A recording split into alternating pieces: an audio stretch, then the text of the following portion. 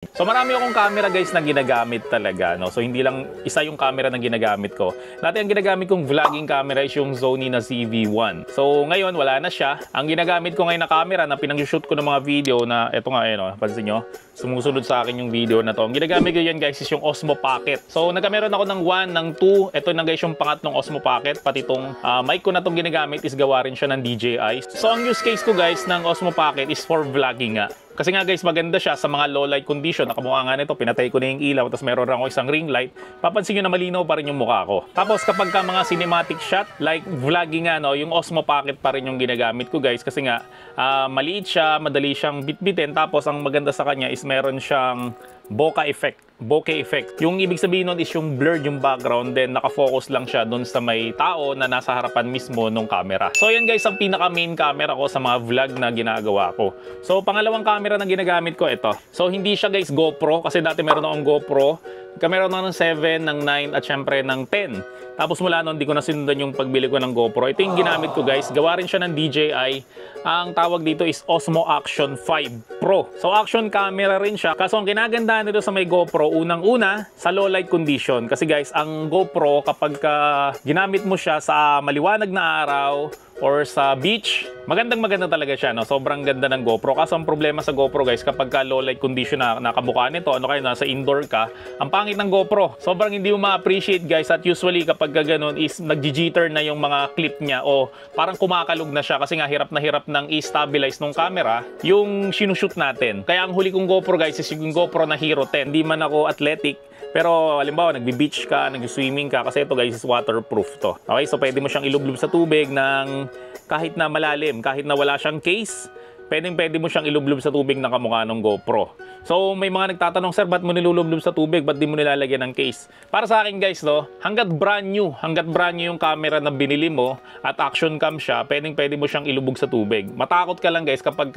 yung bibilin mo na camera is second hand. So mas maganda guys, lagyan mo siya ng waterproof na case. Pero kapag brand new naman guys, para sa akin lang naman, no need na lagyan ng case. Kasi ilang beses ko na ginagawa yun, kahit kailan di naman ako nasiraan ng action cam. Kasi nga guys, yung binili ko na camera na yun is brand new. Kasi kapag second hand, di mo alam kung saan ginamit yun eh. Mali mo, binibenta niya yun kasi nga maluwag na yung mga goma niya dito or hindi na siya waterproof. So mahirap yun guys, kasi nangyari na rin sa akin yan dati. Bumili ako ng Sony na camera, Z3. Ang nangyari nun guys, nung nilubog ko siya, wala pang isang araw sa akin sira na kaagad. Kasi nagkameron naman ako ng Z2 ng Sony. So yun guys, nabili ko siya ng brand new, tapos ginagamit ko siya kahit na pang swimming, wala naman ako nagiging problema. Pero yung Z3 na yun guys, bilili ko siya second hand.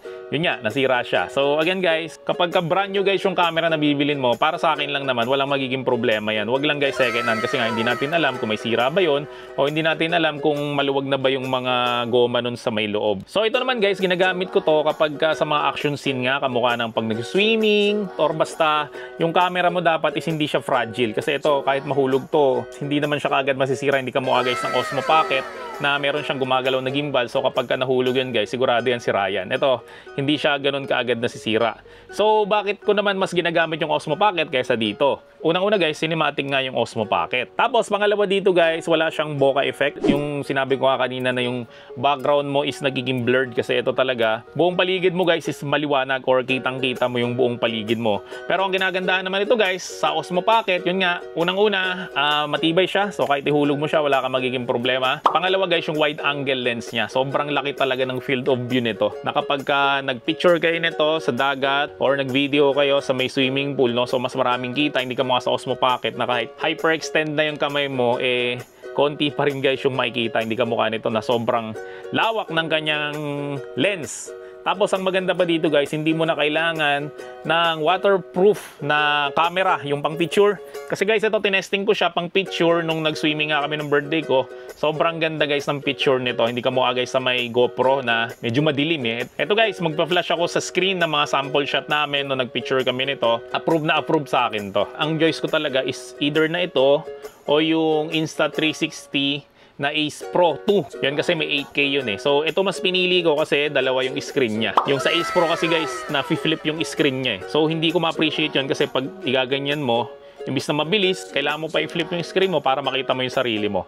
So ito, maganda dito, dalawa yung screen niya kaagad. Kaya ito guys yung napili ko kaysa doon sa may Insta360 Ace Pro. Ang isa pa guys sa maganda sa DJI is pwede mo siyang i-connect sa iba niyang mga device. Katumukha guys ng DJI na Mini Mic 2 nang sobrang dali niya lang i-connect guys na hindi ka masyado mahihirapan. So bakit ko guys nasama yon na pwede mo siya i-connect sa may mic mo? Kasi as a content creator guys, no, kalahati ng ganda ng video mo is yung audio mo. Kahit gaano pa kaganda yung video mo pero ang pangit ng audio mo, wala ring kwenta yan. Kasi pwede tayong manood ng blurred o medyo lumang video basta maganda yung audio niya. Pero hindi natin kayang manood ng video na pangit yung audio niya.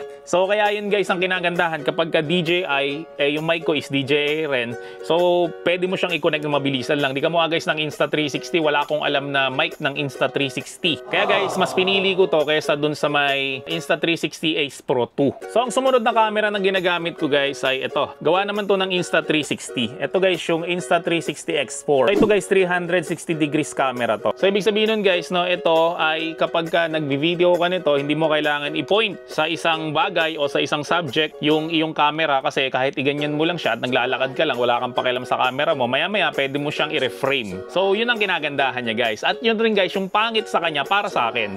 Kasi double editing pa ang mangyari sa'yo. Imbis na pinupoint mo lang siya na ganyan, then yun ay makikita mo, tapos i-edit mo siya guys sa editing tools na ginagamit mo is kailangan mo pa siyang i-reframe. Kaya ito guys, maganda lang talaga siyang concept para sa akin, no? Kaya marami nagbebenta nito eh. Marami nag-akala nila pag bumili sila nito is ganun lang kasi simple yun. Eh kapag nasa editing process ka na guys, no, katulad nga na sinabi ko kanina, doble pa yung mangyayaring editing para sa'yo.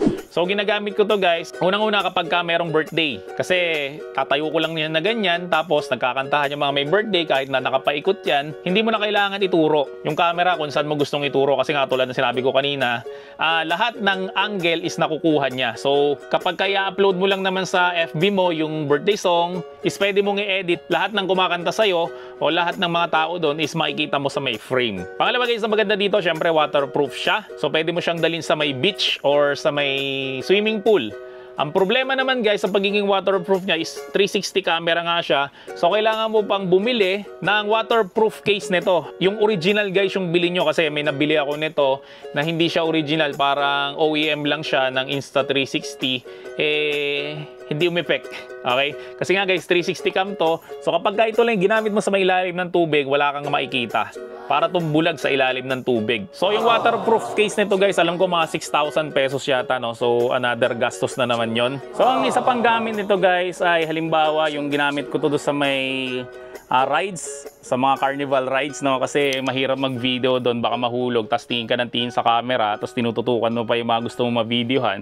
So baka mahulog to, baka madisgrasya pa. So ito guys, yun yung magandang use case nito. And isa pa sa pinagamitan ko nito is nagpunta kami ng Hong Kong, yung sumakay kami ng cable car.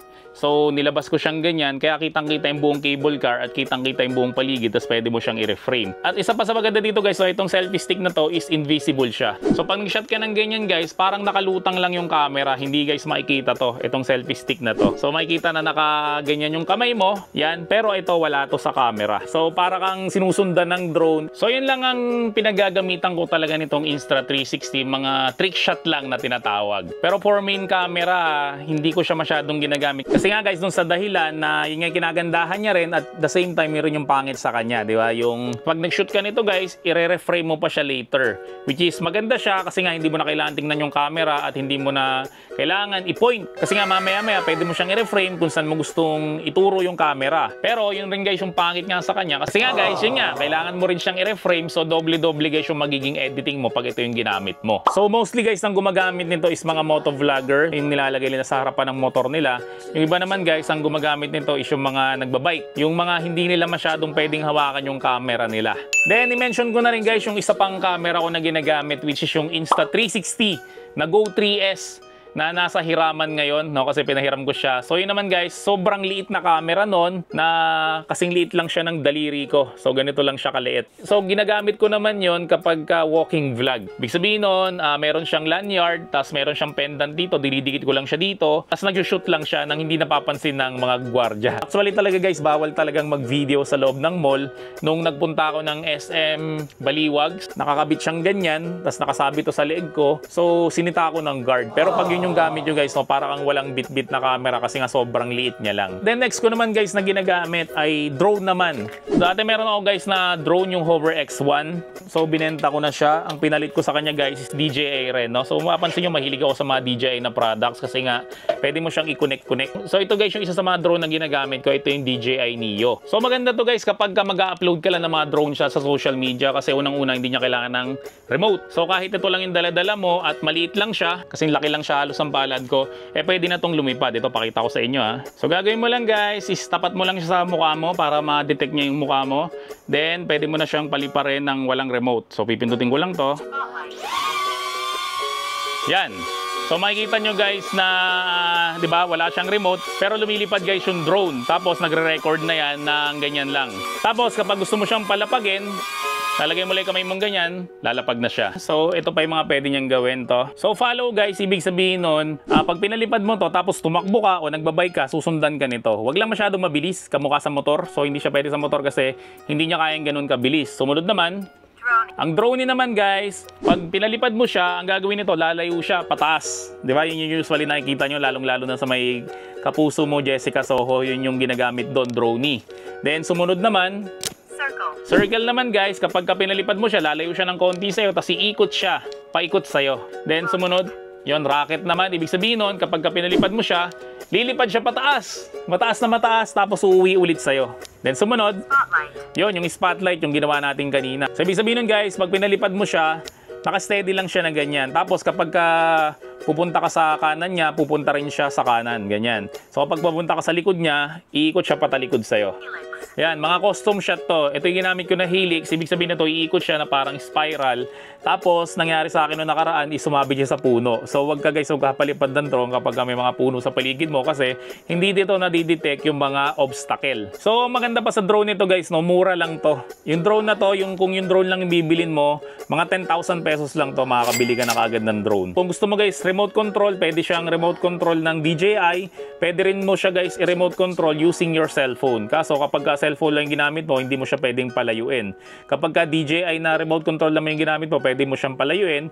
Kaso ang problema naman dun guys, ay medyo magaan to, so madali siyang tangayin ng hangin. So dahil nga guys, napansin ko na madaling liparin tong DJI Neo na to, is bumili pa ako ulit ng isa pang drone. Ito yung tinatawag na DJI Mini 4K. Sabi nila is DJI Mini 2 raw to, tapos ni-rebrand lang ng ginawang 4K kasi yung DJI Mini 2 ay hindi siya 4K, no? So ngayon 4K na siya. So ito siya guys. Ito yung drone na ginagamit ko kapag malakas yung hangin or kapag kailangan ko talagang paliparin, no? Pero ito guys is meron siyang remote. Yun naman yung ayaw ko guys sa drone, no? Kasi meron pa siyang remote. Di kamukha nung Neo na wala na siyang remote. So kahit yun lang yung dala mo, makakapag-shot ka na ng mga drone shot nang hindi ka nag-aalala kung baka mamaya hindi na bumalik sa yung drone mo. Yan. So ito guys yung Mini 4K. Kamukha nung nag-swimming kami nung nakaraan, ito yung ginamit ko na drone shot dun sa mga wave, no? Kasi ito medyo mabigat to, 249 grams. So itong Neo guys, no, 135 grams lang siya eh.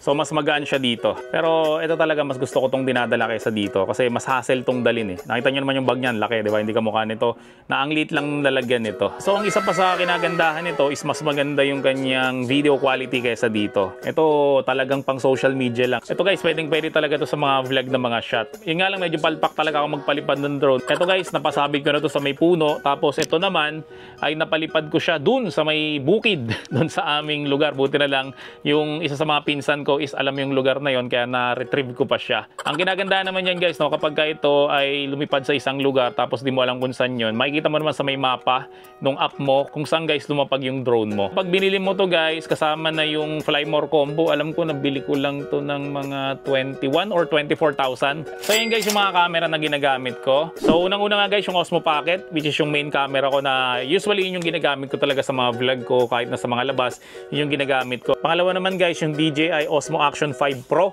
na ginagamit ko naman sa mga action shot kapag kailangan ng mga rugged na mga situation like swimming, like beach, no, yon, pwede yon. Then sumunod ko naman na camera, ito nga, Insta360 X4 na ginagamit ko lang sa mga trick shot. So ito guys yung pinakamadalang kong gamitin na camera. Then yun nga, meron akong dalawang drone which is itong DJI Neo. Yan na ginagamit ko for social media uploading lang. And syempre kapag ka drone shot talaga, ito naman DJI Mini 4K. So kung gusto mo guys, bumili rin ng mga camera na to para makapagsimula ka ng iyong vlog or for personal use lang guys, no. So maglalagay ako ng link sa may description section ng video na to kung saan ba to nabibili, at make sure lang guys na yung link na yun ay i-click nyo para siguradong hindi kayo ma-scam at ito talaga guys yung mga dumating dyan sa may bahay nyo.